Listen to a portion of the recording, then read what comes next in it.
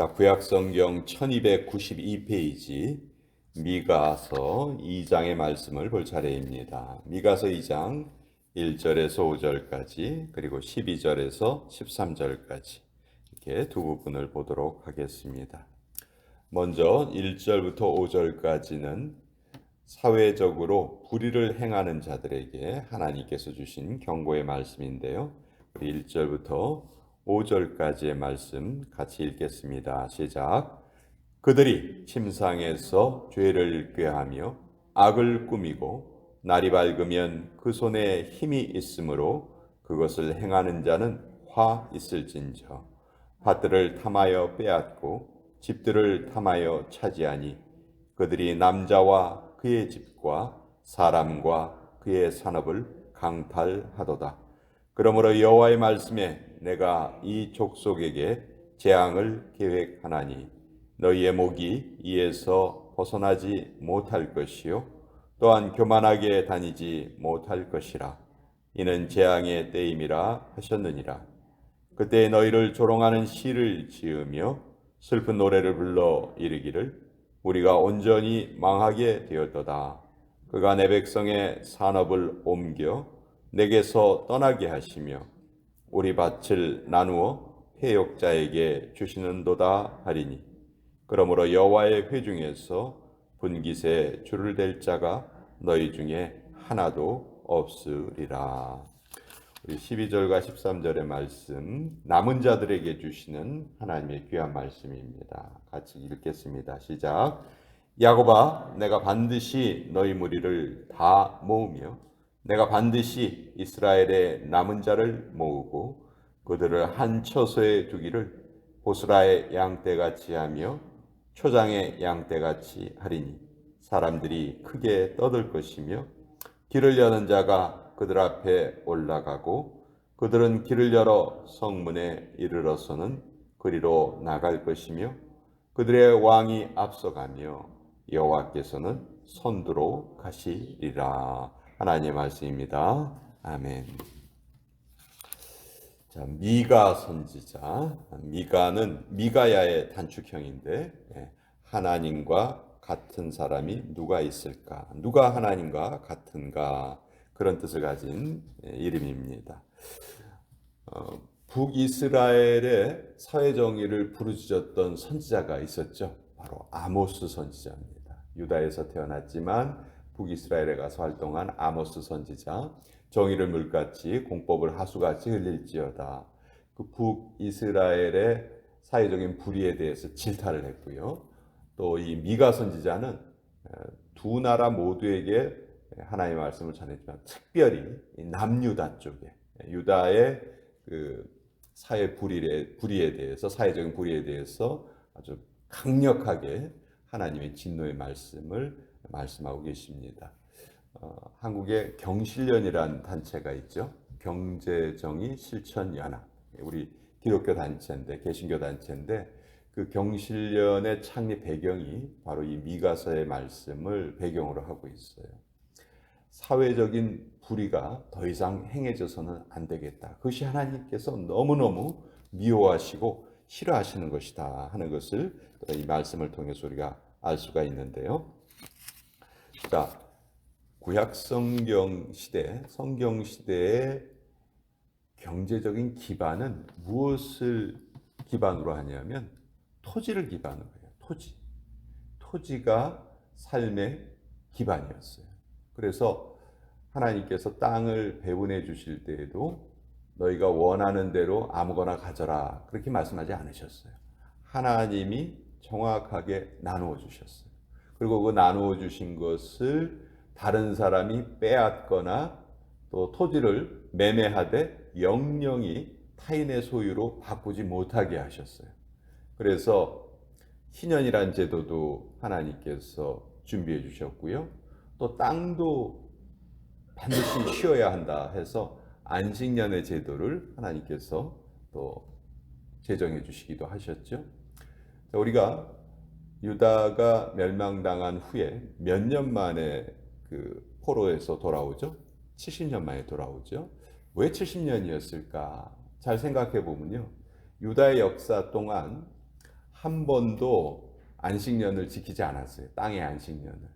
그래서 하나님께서 그 유다를 포로로 붙잡혀가게 하시고 그동안 지키지 않았던 그 안식년을 계산해 보니까 약 70년 정도 되거든요. 유다의 역사가 약 500년 정도 되니까. 그래서 그 70년의 기간을 포로 생활로 정하시고 그래서 땅을 안식하게 하셨다. 그렇게 우리 해석하기도 합니다. 자, 이런 것들이 잘 지켜져야 되는데 사람의 욕심이 이제 그런 것들을 다 무력화시킨 거예요. 그래서 힘 있는 자들이 약한 자들을 핍박하기 시작을 합니다. 1절에 보면 그들이 침상에서 죄를 꾀하며 악을 꾸미고 날이 밝으면 그 손에 힘이 있으므로 그것을 행하는 자는 화 있을진저. 사회적으로 권력이 있는 자들, 그 권력이 있는 자들이 그 권력을 올바로 사용을 해야 되는데 자기의 욕심을 채우기 위해서 그것을 사용한다는 거죠. 또 그럴 만한 힘이 있기 때문에 그 힘을 잘못 이용한다는 거예요. 그래서 2절에 밭들을 탐하여 빼앗고 집들을 탐하여 차지하니 그들이 남자와 그의 집과 사람과 그의 산업을 강탈하도다. 땅은 영영이 매매하면 안 된다. 분명히 말씀하셨는데 하나님의 이 말씀이 너무도 제대로 지켜지지 않았습니다. 그래서 힘 있는 자들은 계속해서 더 세력이 커지고 약한 자들은 계속해서 핍박을 당하고 그러니까 이들의 부르짖음이 하늘에 상달이 되는 거죠. 그래서 하나님이 진노하십니다. 3절에 그러므로 여호와의 말씀에 내가 이 족속에게 재앙을 계획하나니 너희의 목이 이에서 벗어나지 못할 것이요 또한 교만하게 다니지 못할 것이라 이는 재앙의 때임이라 하셨느니라. 하나님의 말씀이 지켜지지 않는 때는 그냥 성경은 한마디로 재앙의 때다. 하나님께서 진노하시는 때다. 이렇게 말씀하시죠. 그래서 겉으로 보기에는 잘 사는 것처럼 보이고 겉으로 보이기에는 아무 문제도 없어 보이지만 우리의 속을 꿰뚫어 보고 계시는 하나님께서는 우리의 행위의 모든 근거를 아시죠. 우리가 어떤 행동을 할 때 그 행동의 이유를 하나님 너무도 잘 알고 계세요. 그래서 그 잘못된 것에 대해서는 반드시 심판하시겠다. 그래서 우리 이 표현에 보면 이제 화 있을진저 이렇게 돼 있는데 그것을 행하는 자는 화 있을진저. 이 화 있을진저라는 표현 누가 또 이 말씀을 여러 번 사용하셨죠? 예수님이 이 말씀을 신약성경에 보면 여러 번 사용하셨어요. 특히 바리새인들, 외식하는 바리새인들, 사두개인들, 종교 권력자들에게 화 있을진저, 화 있을진저 이렇게 말씀하셨는데 그 말씀이 이 미가서에 나와 있는 말씀이에요. 이 공동 번역 성경에서는 이 망할 것들아 이렇게 번역을 했어요. 화 있을진저라는 말을 이 망할 것들아. 하나님의 말씀을 지키지 않는 자는 결국 망할 수밖에 없는 존재다 하는 거죠. 자, 이런 사회적인 불의가 행해지고 마치 그것이 정상적인 것처럼 보여지는 시대. 우리가 사는 시대도 뭐 그것과 별반 다르지 않겠지요. 그러나 이때에도 하나님의 말씀을 그대로 지키고 정말 하나님을 기쁘시게 하기 위해서 애쓰면서 살아가는 사람들이 있어요. 그런 사람들에 대해서 12절과 13절이 또 말씀을 하시죠. 야곱아 내가 반드시 너희 무리를 다 모으며 내가 반드시 이스라엘의 남은 자를 모으고 여기에 남은 자라는 표현이 나옵니다. 남은 자. 이 소선지서의 중요한 단어가 여호와의 날이라는 단어와 남은 자라는 단어예요. 이 남은 자는 찌꺼기라는 의미가 아니에요. 정반대예요. 하나님의 말씀을 잘 지키는 보석과 같은 존재들. 그러나 그 존재의 숫자가 그렇게 많지가 않아요. 아주 소수에 불과해요.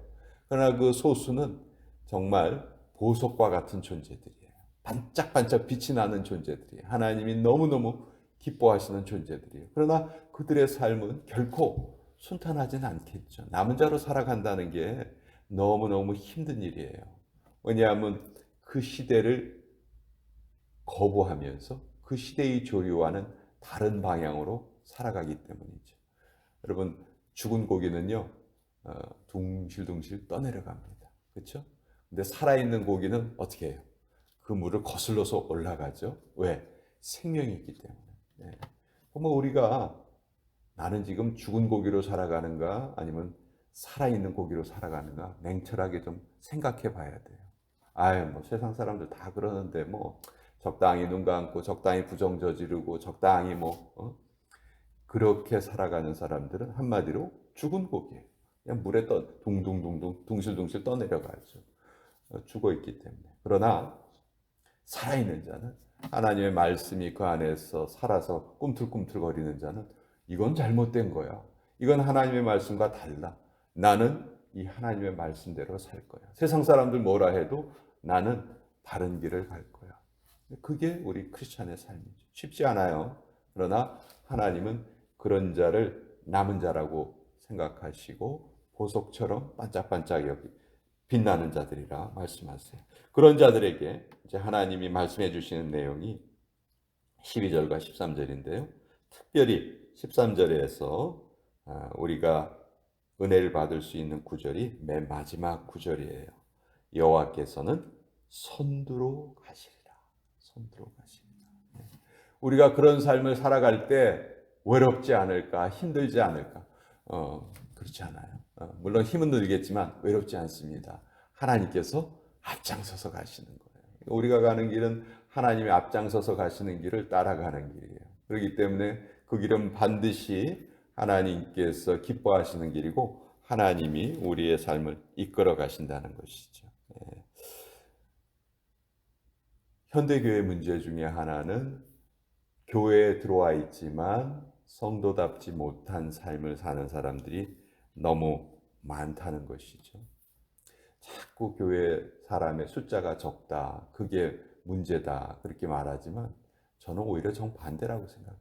지금도 성도답지 않은 성도들이 너무 많다. 교회에 엉뚱한 사람들의 숫자가 너무 많다. 그래서 오히려 교회의 힘이 오히려 더 약해진다. 그래서 우리 교회도 마찬가지예요. 남은 자들이 필요합니다.